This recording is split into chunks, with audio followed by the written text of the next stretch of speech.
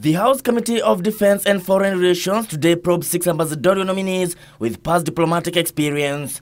The nominee for South Korea, Mohamed Gello, championed his suitability in heading the mission in the Asian country, stipulating achievements he made while in Dubai mission and alias President Kibaki's advisor on trading with the East. Amongst the officers that have grown up the ranks in the Ministry of Foreign Affairs and done extremely well, and has made sure he has also become an educator with all the junior officers, is Ambassador Gello.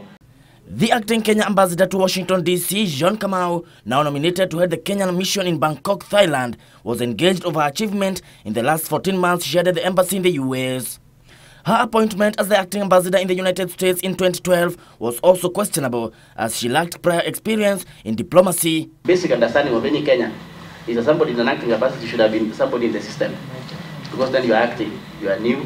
So what are the processes and circumstances that led to your posting in Washington? I'm not clear what the question is in terms of what you mean about the circumstances, because that was a presidential appointment that took place at that time. And we were appointed and deployed. Perhaps if there's an issue around that appointment, you should take it up with the appointing authority.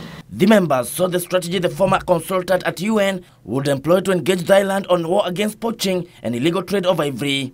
What will you do in your capacity as ambassador, collaborating with the other Kenyan ambassadors within that region to ensure that the amount of poaching goes down? This JCC that we have creates a framework where we can then tackle issues that are common to both our countries. But I've seen from media reports that Thailand has been at the forefront of tracking exports that come in that have ivory and taking action against that. The outgoing Somali High Commissioner Josephat Maikara, the nominee to Angola, was vetted on achievements he had attained. For the last 2 years, he has been heading the Kenyan mission in the Horn of Africa.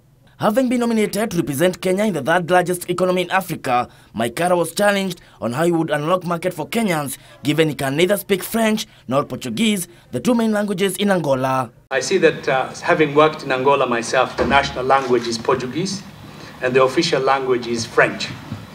English is hardly spoken by the ruling elite. Do you find there is a disadvantage in not being able to be able to speak in the language of the national language and the official language? I've promised myself that before I go down to Rwanda, Angola, to take up my posting, that is if you approve my appointment, I will do a crash program, Portuguese, and when I'm down there, I will also do the same to expand, first of all, my understanding of Portuguese. Former High Commissioner to Namibia and Zambia, Lazarus Ameyo, also appeared to prove he was up to the task to represent Kenya in United Kingdom. And as you go there, Mira business is going to contribute positively as far as the trade balance is concerned.